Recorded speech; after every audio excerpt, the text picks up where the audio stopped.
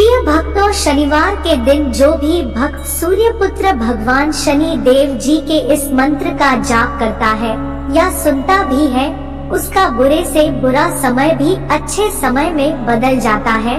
फिर चाहे वह शनि की ढैया हो या साढ़े साती हो, सभी का प्रभाव शनि देव जी बहुत कम कर देते हैं। क्योंकि जिस व्यक्ति की कुंडली में शनि की ढैया या साढ़े साती का प्रभाव चल रहा होता है, वह व्यक्ति चारों तरफ से समस्याओं से गिर जाता है और धन की कमी हो जाती है, अनावश्यक भाग दौड़ बनी रहती है, कर्ज का बोझ बढ़ने लगता है, घर में कलह होने लगती है, धंधा व्यवसाय चौपट होने लगता है, कोर्ट कचहरी के मामले प्रारंभ हो जाते हैं, प्रतिदिन नई नई बीमारियां उत्पन्न होने लगती है। मनुष्य मानसिक, शारीरिक व आर्थिक रूप से बहुत परेशान हो जाता है। कभी कभी तो जिस व्यक्ति के ऊपर शनि की ढैया और साढ़े साती का प्रभाव होता है, वह व्यक्ति मृत्यु तक को भी प्राप्त हो जाता है। कुल मिलाकर ज्योतिषाचार्य का यह कहना है कि शनि की ढैया व साढ़े साती की दशा से खराब दशा कोई नहीं होती है। प्रिय भक्तों, शनि की ढैया व साढ़े साती प्रत्येक मनुष्य के जीवन में कई बार आती है और जब जब यह दशाएं मनुष्य के जीवन में आती है तो मनुष्य को आदि व्याधि से घेर लेती है। प्रिय भक्तों, ज्योतिष आचार्य का तो यहाँ तक कहना है कि जिस व्यक्ति के ऊपर शनि की ढैया या साढ़े साती का प्रभाव चल रहा होता है, वह व्यक्ति अगर अपने हाथ से कोई पशु जैसे गाय, भैंस, बकरी, बैल आदि खरीद कर घर लाए तो वह पशु भी मृत्यु को प्राप्त हो जाता है। प्रिय भक्तों, शनिवार के दिन शनि देव जी के इस मंत्र का जाप करना या सुनना बहुत ही फलदायी होता है। अगर आप उपरोक्त सभी समस्याओं से पीड़ित हैं, भविष्य में इन समस्याओं से बचना चाहते हैं, तो प्रत्येक शनिवार को शनि देव जी के इस मंत्र का जाप अवश्य करना चाहिए। प्रिय भक्तों, शनि देव का यह मंत्र बहुत ही सरल है, उसे कोई भी व्यक्ति जाप कर सकता है। जो भी भक्त शनिदेव का यह मंत्र जाप करता है या सुनता है, वह कभी भी उपरोक्त समस्याओं से पीड़ित नहीं हो सकता है, उसका जीवन सुख में व्यतीत होता है। प्रिय भक्तों, आई सच्चे मन से सूर्यपुत्र शनिदेव जी महाराज का यह दिव्य मंत्र सुनते हैं। लेकिन उससे पहले अगर आप भी चाहते हैं कि शनि देव जी महाराज की कृपा आप पर सदा बनी रहे, तो इस वीडियो को दिल से एक लाइक करके कमेंट में ओम शनि देव नमः लिखना बिल्कुल ना भूले। प्यारे भक्तों, मंत्र यह है। ॐ नीलाञ्जनं समाभासं रविपुत्रं यमाग्रजं छायामारुतण्डसम्भुतं तं नमामि शनैश्चरम्। ॐ नीलाञ्जनं समाभासं रविपुत्रं यमाग्रजं छायामारुतण्डसम्भुतं तं नमामि शनैश्चरम्। ॐ नीलाञ्जनं समाभासं रविपुत्रं यमाग्रजं छायामारुतण्डसम्भुतं तं नमामि शनैश्चरम्। ॐ नीलाञ्जनं समाभासं रविपुत्रं यमाग्रजं छायामारुतण्डसम्भुतं तं नमामि शनैश्चरम्। ॐ नीलाञ्जनं समाभासं रविपुत्रं यमाग्रजं छायामारुतण्डसम्भुतं तं नमामि शनैश्चरम्। ॐ नीलाञ्जनं समाभासं रविपुत्रं यमाग्रजं छायामारुतण्डसम्भुतं तं नमामि शनैश्चरम्। ॐ नीलाञ्जनं समाभासं रविपुत्रं यमाग्रजं छायामारुतण्डसम्भुतं तं नमामि शनैश्चरम्।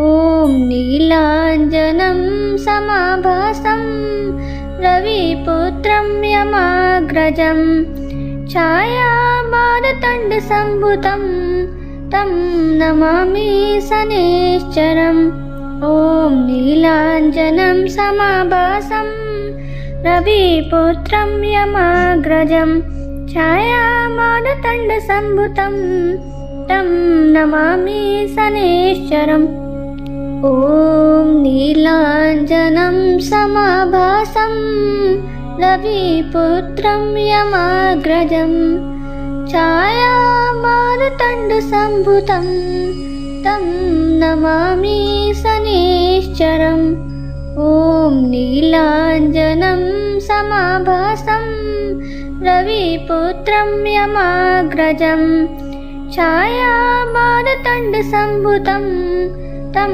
नमामि शनैश्चरम् ॐ नीलाञ्जनं समाभासं रविपुत्रं यमाग्रजं छायामार्तण्डसम्भुतं तं नमामि शनैश्चरम् ॐ नीलाञ्जनं समाभासं रविपुत्रं यमाग्रजं छायामार्तण्डसम्भुतं तं नमामि शनैश्चरम् ॐ नीलाञ्जनं समाभासं रविपुत्रं यमाग्रजं छायामार्तण्डसम्भुतं तं नमामि शनैश्चरम् ॐ नीलाञ्जनं समाभासं रविपुत्रं यमाग्रजं छायामार्तण्डसम्भुतं तं नमामि शनैश्चरम् ॐ नीलाञ्जनं समाभासं रविपुत्रं यमाग्रजं छायामार्तण्डसम्भुतं तं नमामि शनैश्चरम् ॐ नीलाञ्जनं समाभासं रविपुत्रं यमाग्रजं छायामार्तण्डसम्भुतं तं नमामि शनैश्चरम् ॐ नीलाञ्जनं समाभासं रविपुत्रं यमाग्रजं छायामार्तण्डसम्भुतं तं नमामि शनैश्चरम् ॐ नीलाञ्जनं समाभासं रविपुत्रं यमाग्रजं छायामार्तण्डसम्भुतं तं नमामि शनैश्चरम् ॐ नीलाञ्जनं समाभासं रविपुत्रं यमाग्रजं छायामार्तण्डसम्भुतं तं नमामि शनैश्चरम् ॐ नीलाञ्जनं समाभासं रविपुत्रं यमाग्रजं छायामार्तण्डसम्भुतं तं नमामि शनैश्चरम् ॐ नीलाञ्जनं समाभासं रविपुत्रं यमाग्रजं छायामार्तण्डसम्भुतं तं नमामि शनैश्चरम् ॐ नीलाञ्जनं समाभासं रविपुत्रं यमाग्रजं छायामार्तण्डसम्भुतं तं नमामि शनैश्चरम् ॐ नीलाञ्जनं समाभासं रविपुत्रं यमाग्रजं छायामार्तण्डसम्भुतं तं नमामि शनैश्चरम् ॐ नीलाञ्जनं समाभासं रविपुत्रं यमाग्रजं छायामार्तण्डसम्भुतं तं नमामि शनैश्चरम् ॐ नीलाञ्जनं समाभासं रविपुत्रं यमाग्रजं छायामार्तण्डसम्भुतं तं नमामि शनैश्चरम्। ॐ नीलाञ्जनं समाभासं रविपुत्रं यमाग्रजं छायामारुतण्डसम्भुतं तं नमामि शनैश्चरम्। ॐ नीलाञ्जनं समाभासं रविपुत्रं यमाग्रजं छायामारुतण्डसम्भुतं तं नमामि शनैश्चरम्। ॐ नीलाञ्जनं समाभासं रविपुत्रं यमाग्रजं छायामारुतण्डसम्भुतं तं नमामि शनैश्चरम्। ॐ नीलाञ्जनं समाभासं रविपुत्रं यमाग्रजं छायामारुतण्डसम्भुतं तं नमामि शनैश्चरम्। ॐ नीलाञ्जनं समाभासं रविपुत्रं यमाग्रजं छायामारुतण्डसम्भुतं तं नमामि शनैश्चरम्। ॐ नीलाञ्जनं समाभासं रविपुत्रं यमाग्रजं छायामारुतण्डसम्भुतं तं नमामि शनैश्चरम्। ॐ नीलाञ्जनं समाभासं रविपुत्रं यमाग्रजं छायामारुतण्डसम्भुतं तं नमामि शनैश्चरम्। ॐ नीलाञ्जनं समाभासं रविपुत्रं यमाग्रजं छायामारुतण्डसम्भुतं तं नमामि शनैश्चरम्। ॐ नीलाञ्जनं समाभासं रविपुत्रं यमाग्रजं छायामारुतण्डसम्भुतं तं नमामि शनैश्चरम्। ॐ नीलाञ्जनं समाभासं रविपुत्रं यमाग्रजं छायामारुतण्डसम्भुतं तं नमामि शनैश्चरम्।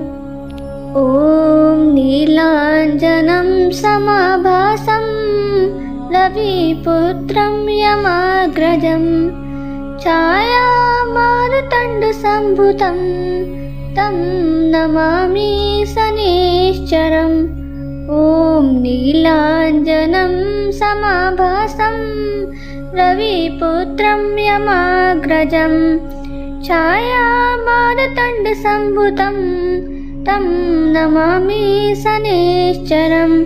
ॐ नीलाञ्जनं समाभासं रविपुत्रं यमाग्रजं छायामारुतण्डसम्भुतं तं नमामि शनैश्चरम्।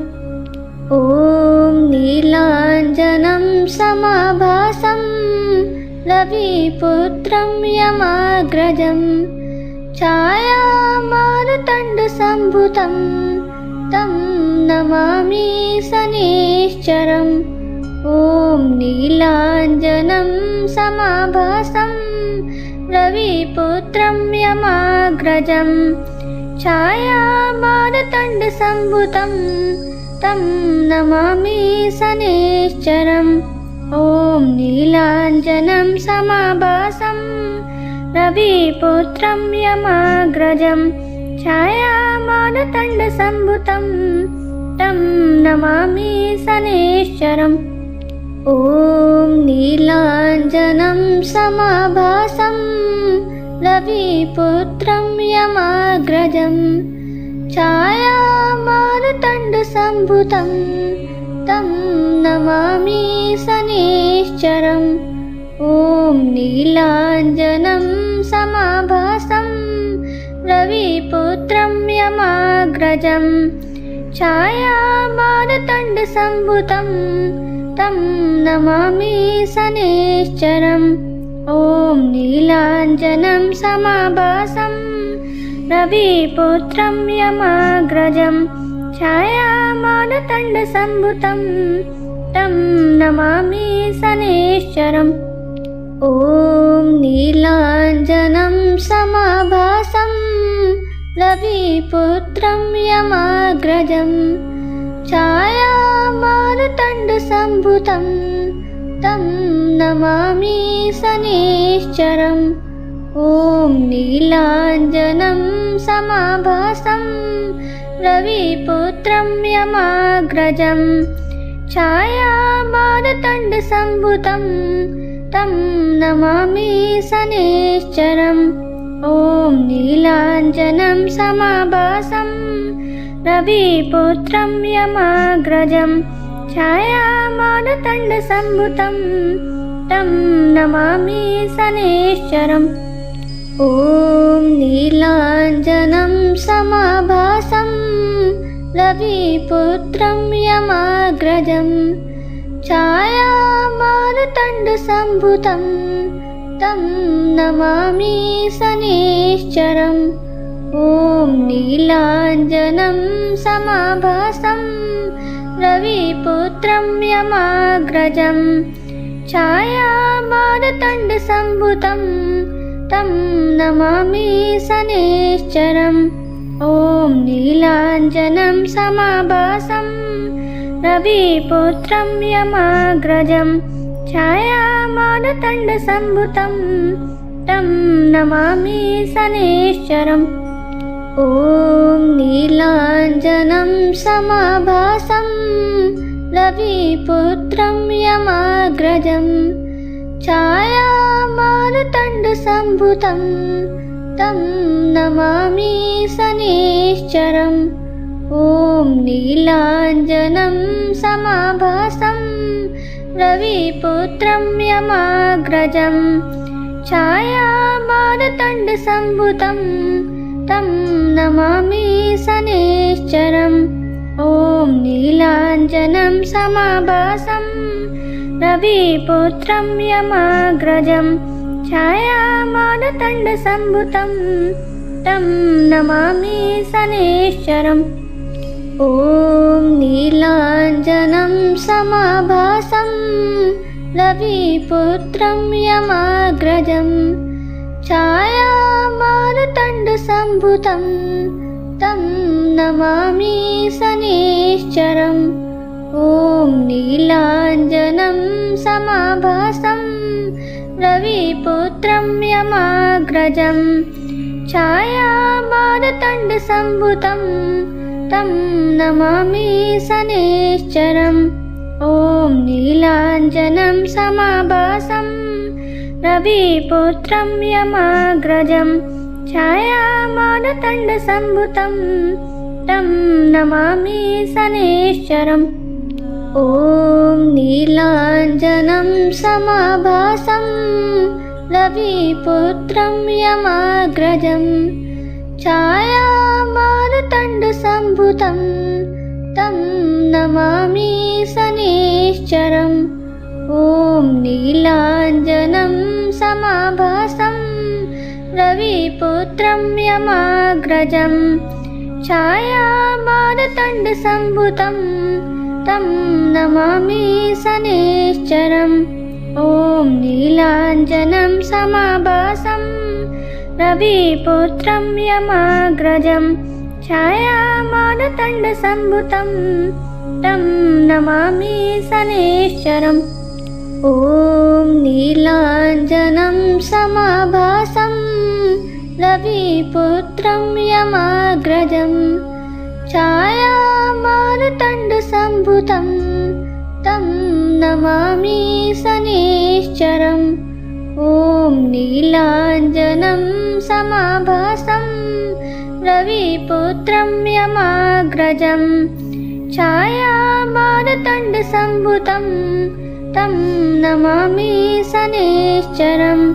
ॐ नीलाञ्जनं समाभासं रविपुत्रं यमाग्रजं छायामारुतण्डसम्भुतं तं नमामि शनैश्चरम्।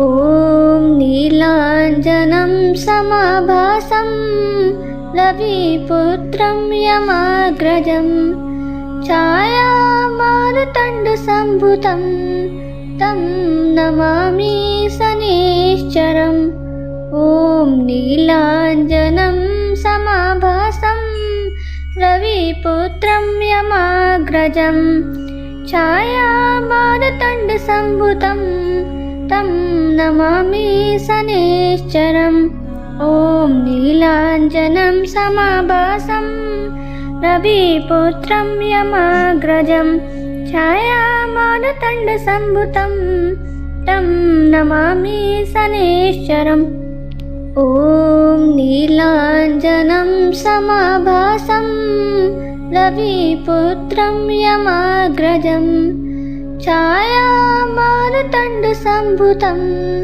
तं नमामि शनैश्चरम् ॐ नीलाञ्जनं समाभासं रविपुत्रं यमाग्रजं छायामारुतण्डसम्भुतं तं नमामि शनैश्चरम् ॐ नीलाञ्जनं समाभासं रविपुत्रं यमाग्रजं छायामारुतण्डसम्भुतं तं नमामि शनैश्चरम् ॐ नीलाञ्जनं समाभासं रविपुत्रं यमाग्रजं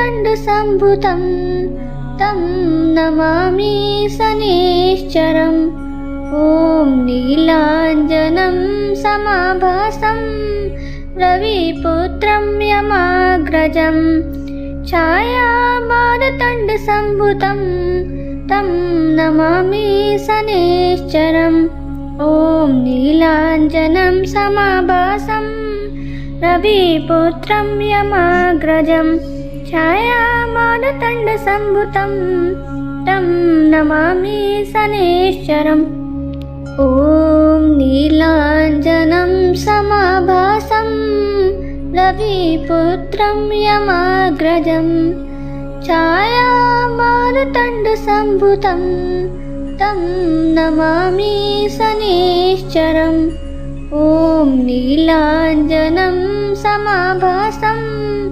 रविपुत्रं यमाग्रजं छायामारुतण्डसम्भुतं तं नमामि शनैश्चरम् ॐ नीलाञ्जनं समाभासं रविपुत्रं यमाग्रजं छायामारुतण्डसम्भुतं तं नमामि शनैश्चरम् ॐ नीलाञ्जनं समाभासं रविपुत्रं यमाग्रजं छायामारुतण्डसम्भुतं तं नमामि शनैश्चरम् ॐ नीलाञ्जनं समाभासं रविपुत्रं यमाग्रजं छायामारुतण्डसम्भुतं तं नमामि शनैश्चरम् ॐ नीलाञ्जनं समाभासं रविपुत्रं यमाग्रजं छायामारुतण्डसम्भुतं तं नमामि शनैश्चरम् ॐ नीलाञ्जनं समाभासं रविपुत्रं यमाग्रजं छायामारुतण्डसम्भुतं तं नमामि शनैश्चरम् ॐ नीलाञ्जनं समाभासं रविपुत्रं यमाग्रजं छायामारुतण्डसम्भुतं तं नमामि शनैश्चरम् ॐ नीलाञ्जनं समाभासं रविपुत्रं यमाग्रजं छायामारुतण्डसम्भुतं तं नमामि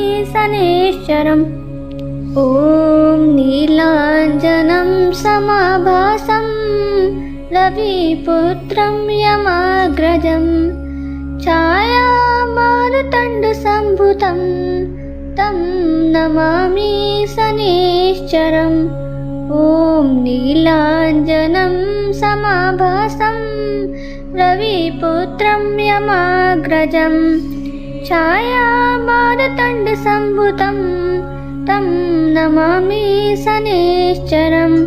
ॐ नीलाञ्जनं समाभासं रविपुत्रं यमाग्रजं छायामारतण्डसम्भुतं तं नमामि शनैश्चरम्।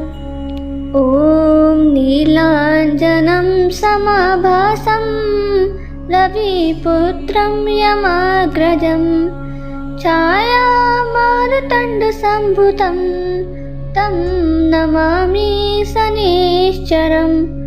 ॐ नीलाञ्जनं समाभासं रविपुत्रं यमाग्रजं छायामारतण्डसम्भुतं तं नमामि शनैश्चरम्। ॐ नीलाञ्जनं समाभासं रविपुत्रं यमाग्रजं छायामारतण्डसम्भुतं तं नमामि शनैश्चरम्। ॐ नीलाञ्जनं समाभासं रविपुत्रं यमाग्रजं छायामारतण्डसम्भुतं तं नमामि शनैश्चरम्। ॐ नीलाञ्जनं समाभासं रविपुत्रं यमाग्रजं छायामारतण्डसम्भुतं तं नमामि शनैश्चरम्। ॐ नीलाञ्जनं समाभासं रविपुत्रं यमाग्रजं छायामारतण्डसम्भुतं तं नमामि शनैश्चरम्। ॐ नीलाञ्जनं समाभासं रविपुत्रं यमाग्रजं छायामारतण्डसम्भुतं तं नमामि शनैश्चरम्। ॐ नीलाञ्जनं समाभासं रविपुत्रं यमाग्रजं छायामारतण्डसम्भुतं तं नमामि शनैश्चरम्। ॐ नीलाञ्जनं समाभासं रविपुत्रं यमाग्रजं छायामारतण्डसम्भुतं तं नमामि शनैश्चरम्। ॐ नीलाञ्जनं समाभासं रविपुत्रं यमाग्रजं छायामारतण्डसम्भुतं तं नमामि शनैश्चरम्। ॐ नीलाञ्जनं समाभासं रविपुत्रं यमाग्रजं छायामारतण्डसम्भुतं तं नमामि शनैश्चरम्। ॐ नीलाञ्जनं समाभासं रविपुत्रं यमाग्रजं छायामारतण्डसम्भुतं तं नमामि शनैश्चरम्। ॐ नीलाञ्जनं समाभासं रविपुत्रं यमाग्रजं छायामारतण्डसम्भुतं तं नमामि शनैश्चरम्। ॐ नीलाञ्जनं समाभासं रविपुत्रं यमाग्रजं छायामारतण्डसम्भुतं तं नमामि शनैश्चरम्। ॐ नीलाञ्जनं समाभासं रविपुत्रं यमाग्रजं छायामारतण्डसम्भुतं तं नमामि शनैश्चरम्। ॐ नीलाञ्जनं समाभासं रविपुत्रं यमाग्रजं छायामारतण्डसम्भुतं तं नमामि शनैश्चरम्। ॐ नीलाञ्जनं समाभासं रविपुत्रं यमाग्रजं छायामारतण्डसम्भुतं तं नमामि शनैश्चरम्।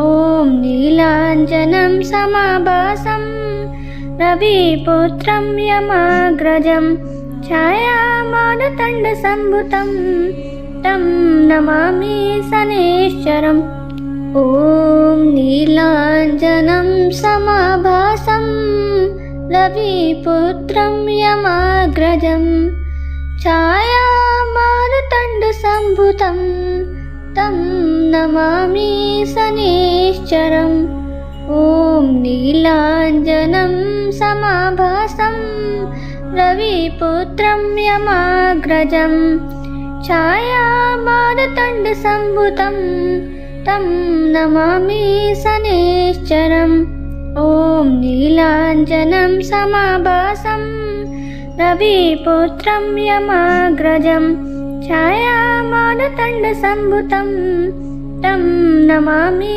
शनैश्चरम् ॐ नीलाञ्जनं समाभासं रविपुत्रं यमाग्रजं छायामारुतण्डसम्भुतं तं नमामि शनैश्चरम् ॐ नीलाञ्जनं समाभासं रविपुत्रं यमाग्रजं छायामारुतण्डसम्भुतं तं नमामि शनैश्चरम् ॐ नीलाञ्जनं समाभासं रविपुत्रं यमाग्रजं छायामारुतण्डसम्भुतं तं नमामि शनैश्चरम्।